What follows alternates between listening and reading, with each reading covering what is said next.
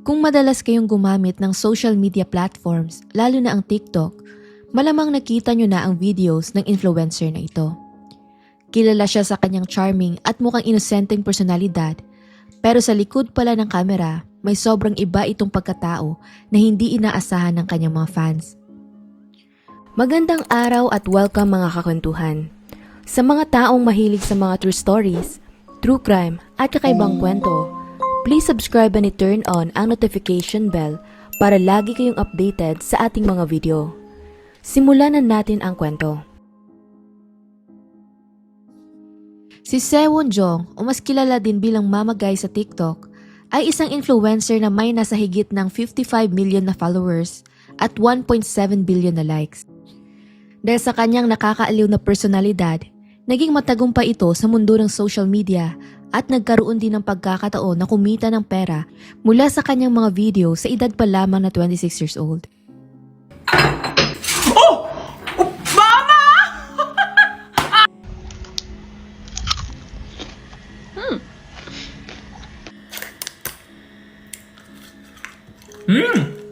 Nice! Gayunpaman habang siya ay nasa tugatog ng kanyang kasikatan, nasangkot ito sa isang bagay na sisira ng kanyang buhay. July 2023, bigla na lang tumigil sa pag-post ng videos o kahit anumang update sa kanyang account si Mama Guy, na wari ba ito'y basta na lang naglaho. Sa sumunod na mga araw, hindi na naiwasan ng kanyang mga fans na mag-alala sa pag-iisip na baka may nangyari na ditong masama.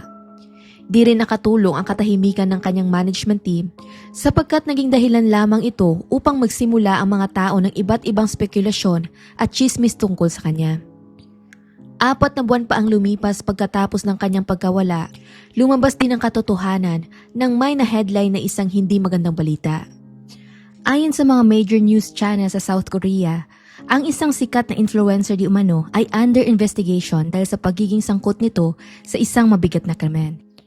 Upang maiwasang magsanhi ng public panic, tinago pa nila nung simula ang pagkakakilanlan ng influencer. Pero syempre hindi rin tumagal, unti-unti pang lumabas ang mga detalye sa kaso. Hanggang sa kalaunan na ibunyag din na ang taong tinutukoy nila ay si Sewon Jong o si Mama Guy.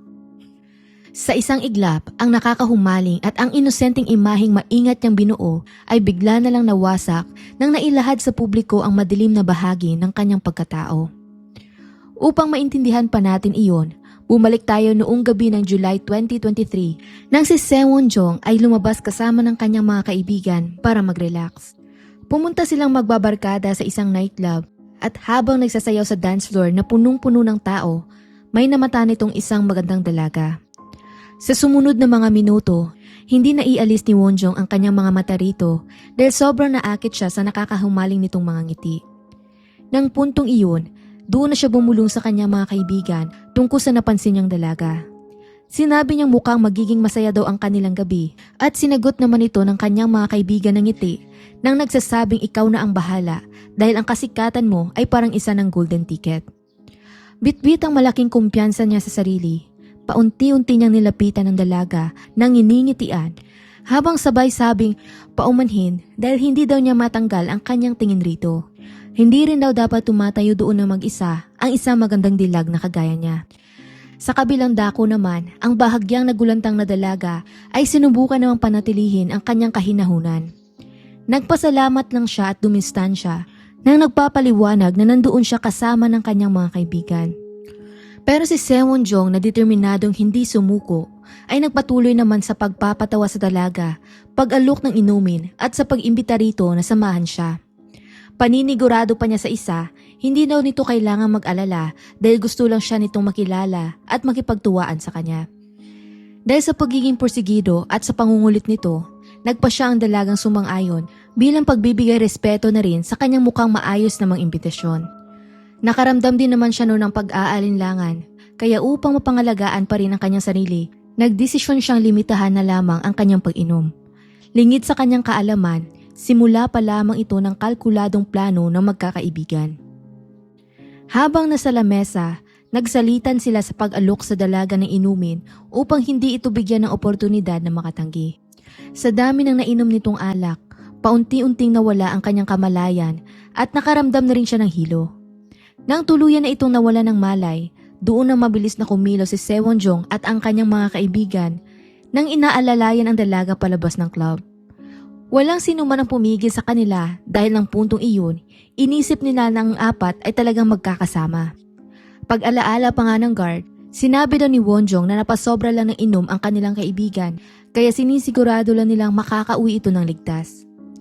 Dinala nila ang walang kalaban-laban na dalaga sa kanilang apartment kung saan doon na nila inilabas ang kanilang totoong kulay.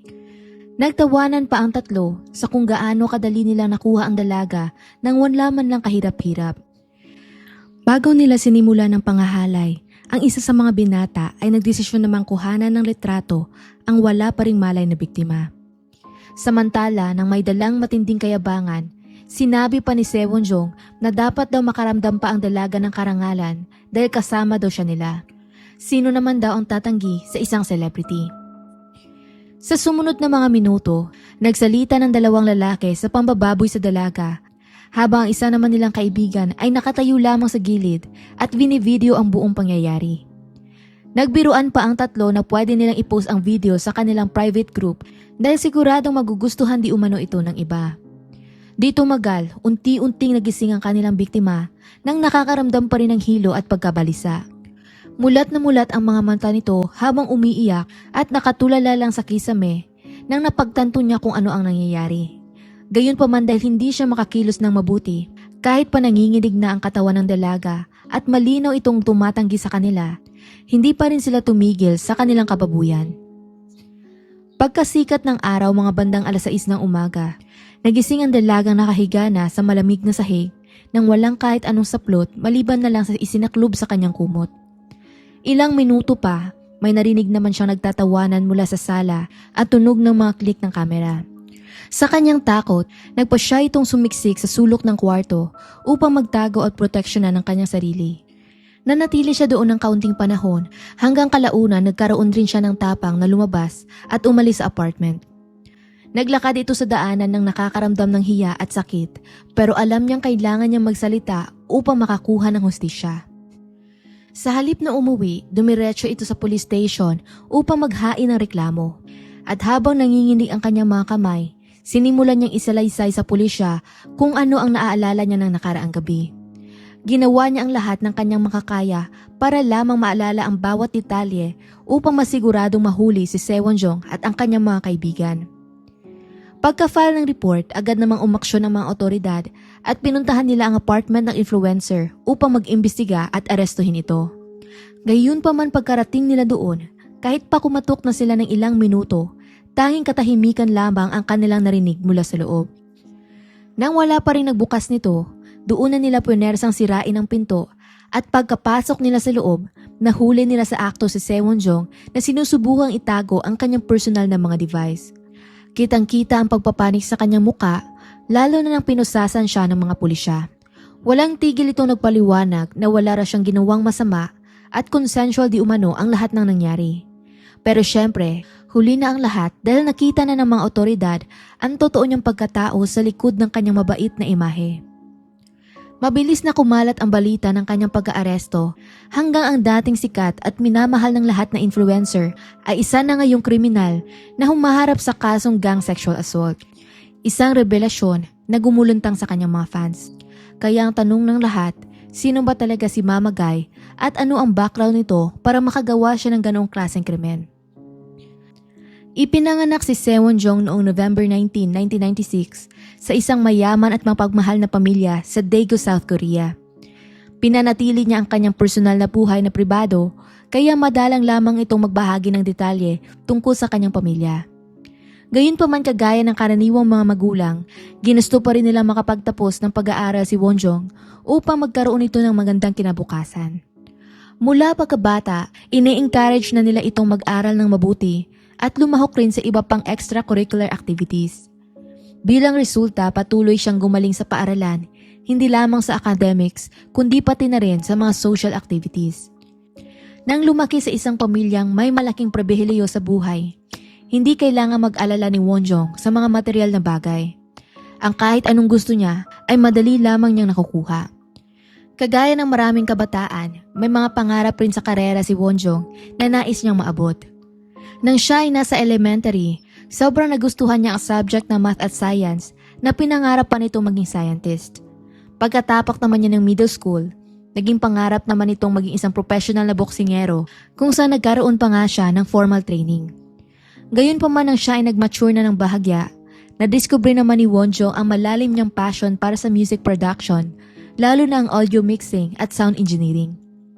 Nang determinadong tahakin ang ganoong karera, hinarap niya ang mahigpit na pagtutol ng kanyang mga magulang na mas gustong kumuha siya ng mas stable na trabaho kagaya ng pagiging doktor.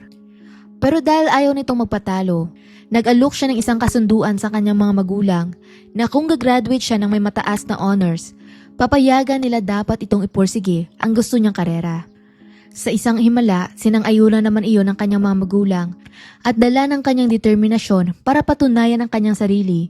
Nagsumikap itong mag-aral ng mabuti hanggang sa nakapagtapos nga siya ng may outstanding honors. Bilang resulta, pinayagan na rin nila itong mag-aral ng sound engineering sa may East Asian Academy of Arts and Media sa Seoul. Hindi naman siya nahirapang mag-adjust sa bagong lugar pagkalipat niya doon dahil mabilis siya nagkaroon ng mga malalapit na kaibigan dahil sa kanyang magaan na personalidad. At kalaunan, silang tatlong magkakaibigan ay nagpa siyang mag-rent ng apartment ng magkakasama. Nang panahong iyon, mukhang nasa isang magandang landas na sana ang mga bagay, subalit nagbago ang lahat nang nangyari ang pandemya ng COVID noong 2020. Gawa ng napuwersa ang mga tao na manatili lamang sa loob ng bahay, nagkaroon ng maraming oras si Wonjong sa social media kagaya ng ibang mga tao. Nang panahong iyon, nakakita siya ng oportunidad sa TikTok, kaya nagpa siyang subukan din ito ng regular na nag-upload ng mga video tungkol sa pang-araw-araw niyang aktibidad. Nang hindi niya inaasahan, naging viral ang pinakauna niyang video kung saan nakakuha ito ng milyong-milyong views. Ang tagumpay na iyon ay nag-motivate pa kay Sewonjong na ipagpatuloy ang content creating hanggang sa maikling panahon lamang, naging isa ito sa top content creators sa social media. Sa edad na 26 years old, nakuha na nito ang kasikatan at mataas na kita na kadalas ay inaasam ng karamihan. Siyempre kasama ng kasikatan, naging kaakibat din ito ang pressure ng hectic na schedule sa pagsushoot ng videos, mga interviews at iba pang sponsorship deals. Ang halos walang pahingang schedule niyang ito ay siya ring naging dahilan upang makaramdam siya ng pagka-burnout at stress. Upang i-manage ito at ang kanyang pagod, naging takbuhan niya noon ang pagpunta sa nightclub, bars at iba't ibang party kasama ang kanyang mga kaibigan. Yun nga lang ang ganoong pamumuhay ay kalaunay nagdala sa kanya sa mga hindi magandang bagay. Dahil mas nalulung sa pag-inom si Sewonjong, mas naging madalas ang pagsali niya sa magdamagang parties at natuto rin itong gumamit ng mga stimulants. Dahil dito ang dati niyang sweet at inosenteng personalidad na minamahal ng kanyang fans ay unti-unting nawala at siya ay binago ng kanyang kayamanan at kasikatan. Ito rin kalaunan ang magiging dahilan ng pagkawasak ng iniingatan niyang imahe. Noong July 2023, opisyal nang ipinasa ng pulisya sa korte ang kaso laban kay Sewonjong. Ayon sa indictment, kung siya ay mapapatunayang guilty, pwede siyang makatanggap ng parusang aabot sa 7 years na pagkakakulong.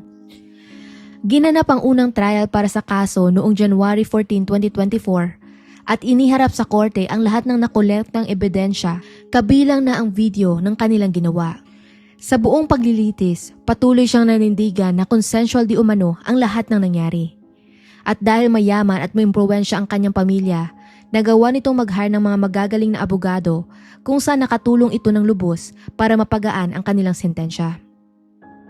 Sa huli noong June 30, 2024, siya ay napatunayang guilty sa kasong sexual assault at siya ay nakatanggap ng sentensyang 3 years at 6 months na pagkakakulong lamang.